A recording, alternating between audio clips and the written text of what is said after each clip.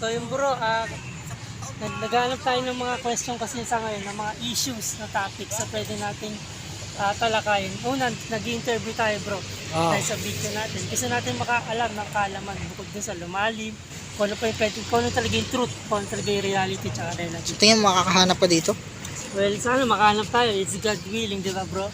So sa atin, sana makahanap tayo ng talagang medyo serious o kaya medyo malalim. Kung ano pa talaga yung truth ng reality. So ito, mayroong dalawa din sa likod ko na parang napupusuan ko na gusto kong interview. So guys, talungin natin sila. Sige, sige. Hi, good evening sa inyo. Pwede po namin kayo mastorbo saglit. May gusto kami share sa inyo. Kaya gusto namin kayo interview. Kasi parang nakikita namin malalim ang pinag-uusapan. Actually kasi nagtatalo kami tungkol sa ano namin eh. Okay. Kasi 10 years kami bago nagkita eh. So yung pagkikita namin ngayon na ito bilang magkaibigan, yung pagkikita namin nagtatalo din dun sa pamantayan niya tsaka sa pamantayan. Wait, ayos nagtatalo. Oo. Ayan, ayan. Actually, yan ang gusto namin ma-interview. Ano bang issue? Ano bang issue natin? Kasi actually ako bilang LGBT, kasi siya ano siya eh, Christian siya eh, dun siya na ano eh, dun siya kumbaga Yung position niya. Oo, Mas na yung pumasok ano niya, eh. yung Doon ako lumalim eh. ako, syempre, bilang LGBT na nadi-discriminate ng hindi lang ng mga Re-record ko tao lang, sa okay lang. labas. Re-record ko. Sige. Hindi lang mga ano sa labas, kundi pati mga religion. So, kumbaga, di ako naniniwala sa Diyos sa ano eh, ng Christianity. So, ang position mo, atheist, sa madaling Yes. salita. Okay, si ano naman, ano position mo? Anong pinaka... Hindi kasi dun, yung nga sa sinabi niya na yung dahil nga hindi siya tanggap dahil nga na LGBT nga siya, pero kasi sinabi dun nga sa tugon ng Bible na ang talagang pinagtagbo lang or talagang ginawa lang para sa isa't isa ay babae at lalaki. So Okay.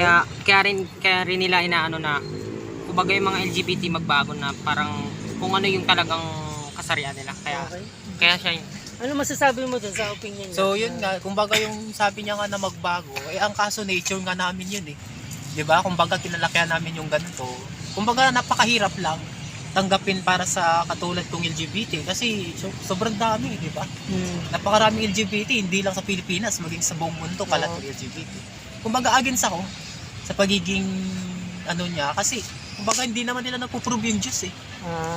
So yung Diyos na yun gusto kong makita.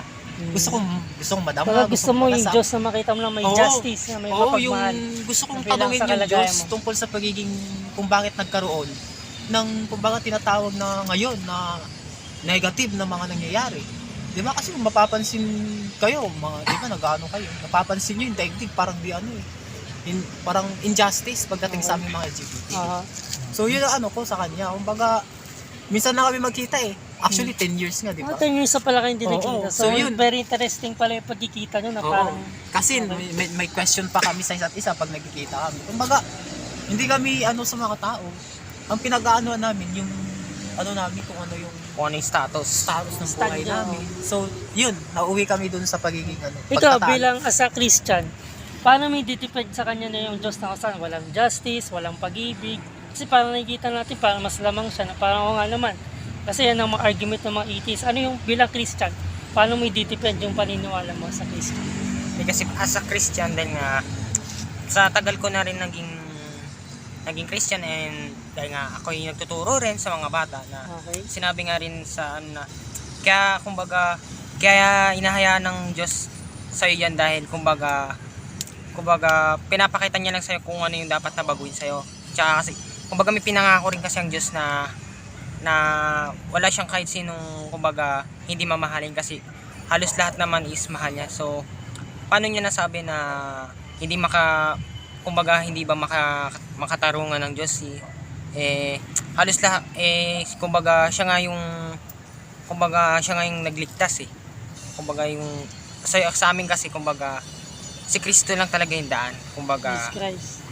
si Jesus Christ kasi sa amin kumbaga siya yung pinakaano na kumbaga siya yung justice kumbaga paano niya nasabi na hindi makatarungan ng Diyos samantalang siya nga yung kumbaga siya nga yung nagligtas so paano niya nasabing hindi makatarungan ng Diyos. So yun, so niligtas pala kayo. Ano palang name nyo by the way? Kit nga pala. Kit. So Kit, kahit sa opinion na niligtas kayo ng Jesus Christ. So kumbaga totally may justice pala eh. So ikaw, nadadara mo ba yun na Actually, ano ba sa hindi ko buhay mo yun? nadadama yun eh. Oo. Kasi pati kay religion eh. 'Di ba? Yung bawat paniniwala ng mga religion, actually, ang dami niyan eh, 'di ba? Sobrang dami ng mga religion.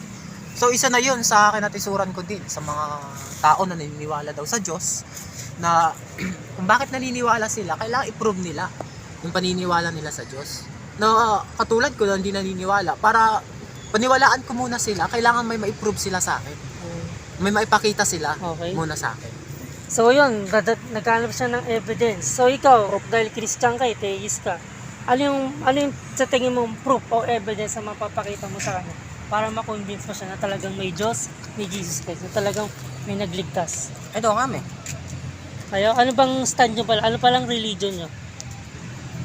Actually kasi ano kami, mga, kumbaga, sabi na natin, Christian talaga kami, kumbaga. Christian.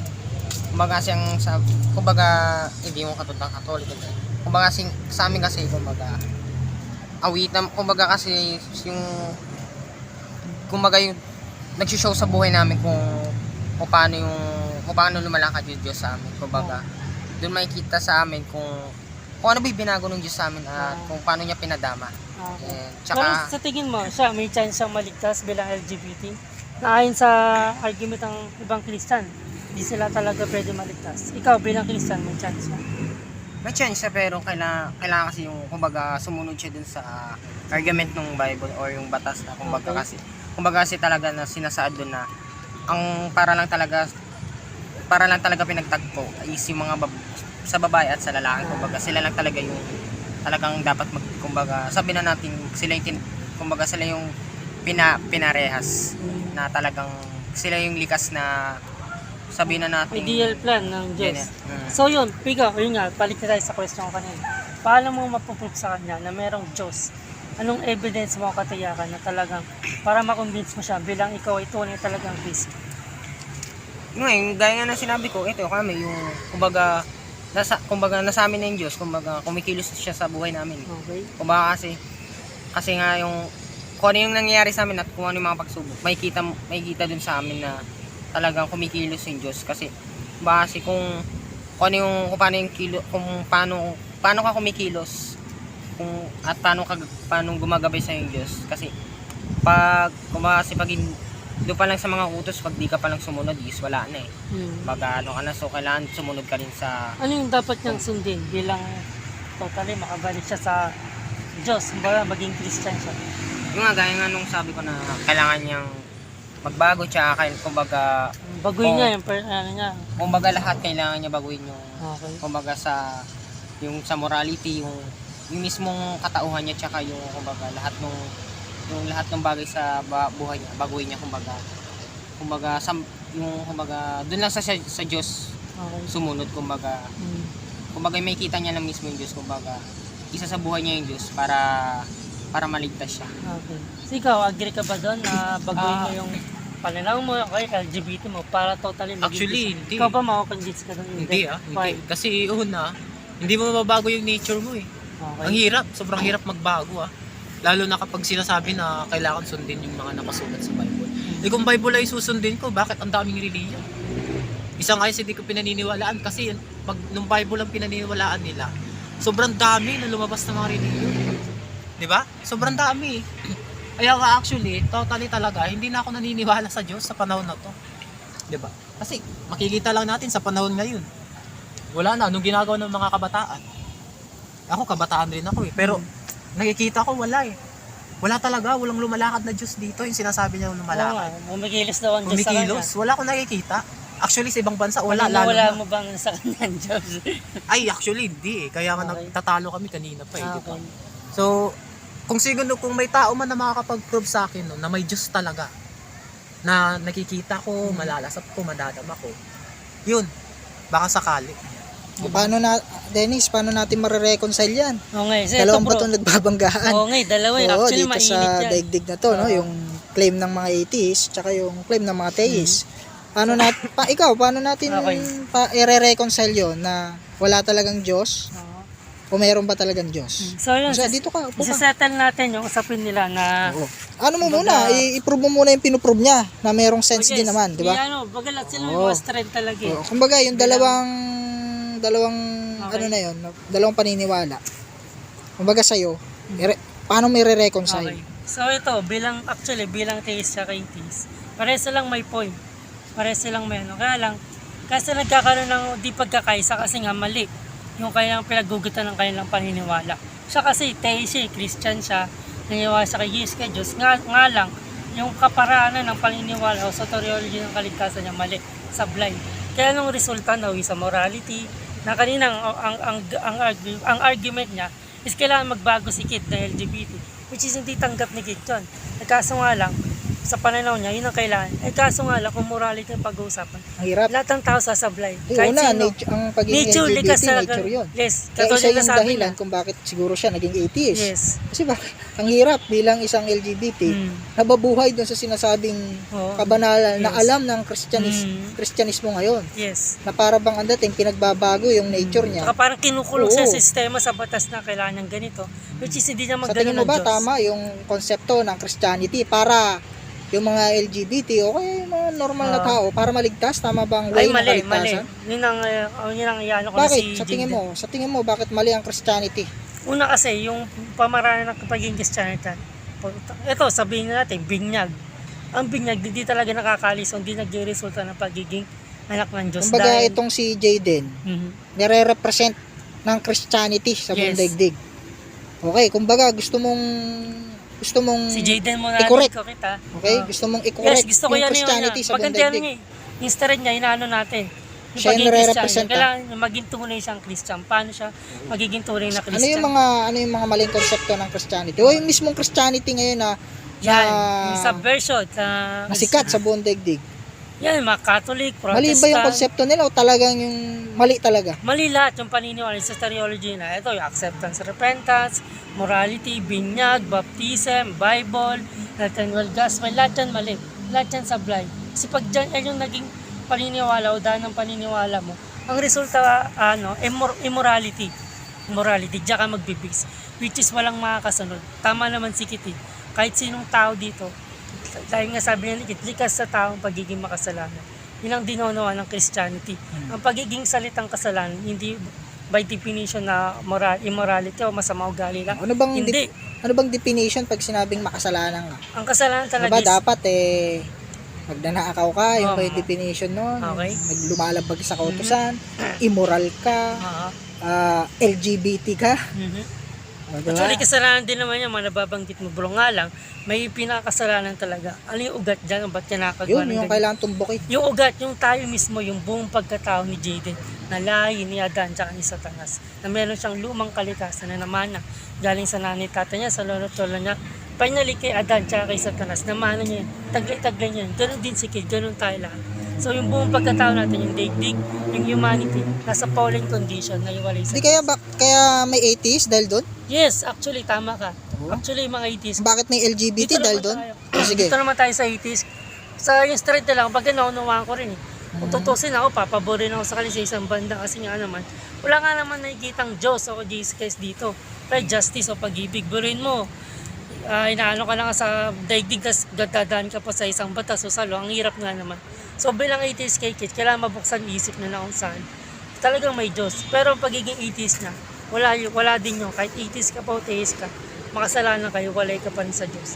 Kasi merong Diyos, Jesus Christ. Yung Diyos sa Jesus Christ na binabanggit natin, ang essence nyo, para magkaroon ka ng relasyon o lahi doon, yung gospel. Ano yung gospel? Yung si Kristo ay namatay, nilibing, nabuhay mauli, makasalanan, nagsugo ng Holy Spirit. Bilang atheist kasi, kaya tayo may mga ganyan, walang justice, kaya yung mga Christianity. Actually, kaya sila din nagkakaisa. Kaya Kumbaga ang against sa atheism paniniwala. at saka Christianity, Walang tama silang- pero mali. Tama pero mali. Kasi Bakit tama pero bakit mali? una, may mga tama nila. May, May mga mga strength strength sila. May mga punto sila na kung saan. Tama nga naman sa isang Pero pares silang nasa Pare negative. silang nasa negative na kung saan. Ito, nasa fallen condition silang dalawa. Naiwalay sila sa Diyos. Kay teisto, kay teisto. Pare silang walang relasyon sa Diyos. Kasi isang banda, tama din yung sinasabi ni Kit. Na walang Diyos, kaya tao namamatay, kaya tao nagsasuffer. Because ang tao iwalay sa Diyos. Walang pakialam ang Diyos sa mga tao. Di niya anak yung mga tao. Kasi nga di niya kalay, di niya kawangis. Ako saan mauwi ultimately sa death. So paano totally si JD maging Christian at si Kit yung atheist maging tunay na theist. Ganun din si Jaden. Walang iba kundi yung gospel. Kailangan paniwalaan nyo.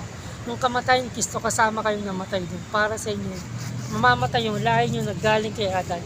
At yung pagkalibing ni Jesus, paniwalaan nyo rin, nilibing na kayo kasama ni Kristo. Alisin din yung lahi nyo na galing kayo naman kay Satanas. So bayad na yung pagiging makasalanan nila. Both Adamic at Satanic. So si Jesus Christ na-resurrect siya, nabuhay siya mamuli. Doon, paniwalaan nyo, nabuhay rin kayo mamuli. At doon kayo magkakaroon ng bago nyong nature, bago nyong nilalang. At paniwalaan nyo si Jesus Christ, umakyat din siya sa langit. So paniwalaan nyo sa pamagitan ng pananampalataya, nasa langit na kayo. Kasi sabi sa Bible, faith is the evidence of things not seen. So yung faith, ayun ang kinakalugdan ng Diyos. Yun ang reality sa Kanya, yung pananampalataya. Mga saniniwala kayo sa death, burial, resurrection, ascension, nangyayari sa inyo, nangyayari kay Kristo. At ang good news pa dito, yung Pentecost, na saan bababa yung Holy Spirit ni Jesus Christ sa bago nyong soul, at yung Holy Spirit ng Diyos Ama sa bago niyang Espiritu. So doon kayo tunay na magiging anak ng Diyos. Meron kayong divine nature at human nature na galing sa Diyos. So si Jayden tunay na theist na, si Kit magiging theist na finally kasi nga dumaan siya sa tamang metodo, soteriology, na gospel. Na yung ginawa ng Jesus Christ, paniwalaan nila, nangyari sa kanila sa pamagitan ng faith o pananampalataya. So solve na yung usapin nila na pagiging theist at atheist na solve na. Pagkasikit na ligtas, dahil sa pagiging LGBT niya, dahil sa pagiging immoral niya, kundi dahil sa ginawa ni Jesus Christ sa cross ng Calvary. Solusyonan yung problema na kung saan yung siya mismo makaging makasalanan. Si Jayden naman, naligtas din siya dahil sa pagiging morality niya, pagiging Kristiyana, nabinyagan siya, kaya magaling siya sa Bible, nakituro siya. Di doon, naligtas siya sa pamagitan ng ginawa ni Jesus Christ. So, nung naniwala siya doon, sa gospel doon, nagkaroon siya ng tunay ng Holy Spirit at doon siya ng tunay ng naging Christian. So yung bro, solved na yung usapin nila na ikaw bro, anong opinion mo?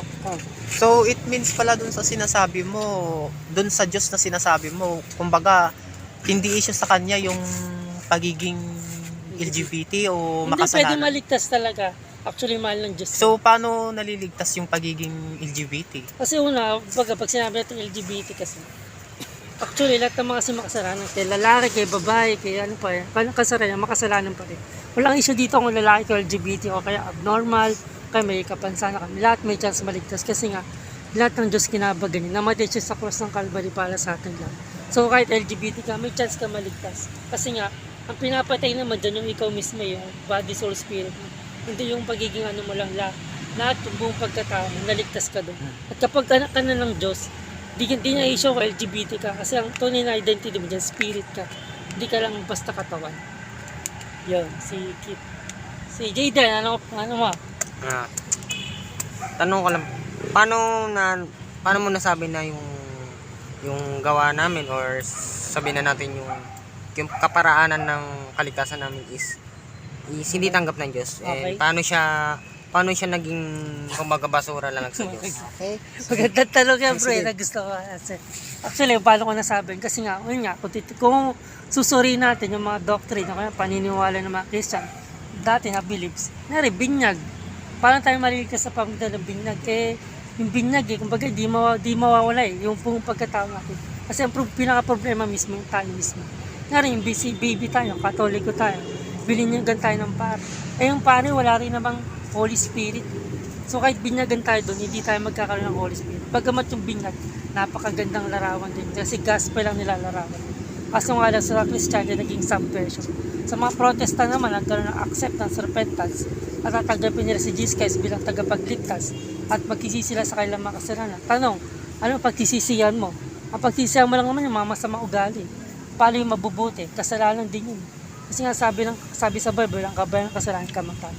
So hindi mo pwedeng tanggapin si Jesus Christ sa nasa kalagayan ng kasalanan ka. Kasi sabi nga sa Bible, di pwedeng tagpian ng bagong sisid ng alak, puputok. So hindi match. So kailangan talaga mawala mo na yung pinaka-problema. Ano yung pinaka-problema? Yung lahi mo, yung buong pagkatao mo na pagiging makasalanan. So yung kanin doctrine mo kahit anong paniniwala mo, sablay, soteriology, kasi hindi ka tunay maging Christian. Kasi hindi base di sa gospel na ginawa ni Jesus Christ sa cross ng Calvary. Kaya nga siya namatay doon bro para sa'yo. Kasi kung pagkisisi lang, dapat din na namatay si Kristo.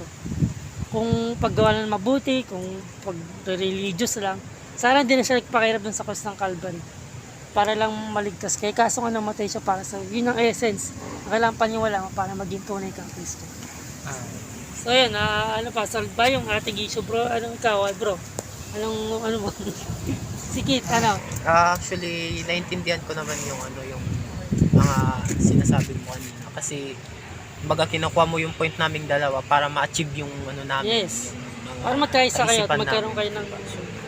So, kumbaga maliwanag din sa akin yung na kahit sino pwedeng maligtas Mhm. na basta Bagalat may siguro, abag, may justice ang Diyos. maniwala lang dun sa gawa ng Panginoon. Yes. Amen. Amen tayo na kit. Si Jayden, anong message mo? Nalaman mo tong gospel, anong masasabi mo? Ano ba? Sobrang ganda ba ng gospel? Doon pa lang sa sinabi mo, talagang pasok na siya eh. Tsaka, kumbaga kasi doon ko pa lang napagtanto na yung talagang gawa ng mga, kumbaga sa religious or mga simbahan sa labas. Kumbaga, mali pala talaga. Kumbaga, yung talaga pagsisilbi ko or yung pagsiserbiso ko sa simbahan or sa church is, kumbaga yung turo doon is mali pala. Kumbaga, doon ko napagtanto na pag hindi pala mawala yung talagang tunay mong likas or yung talagang Lahi. yung tunay mo lahi is hindi ka pala talaga magiging anak ng Diyos.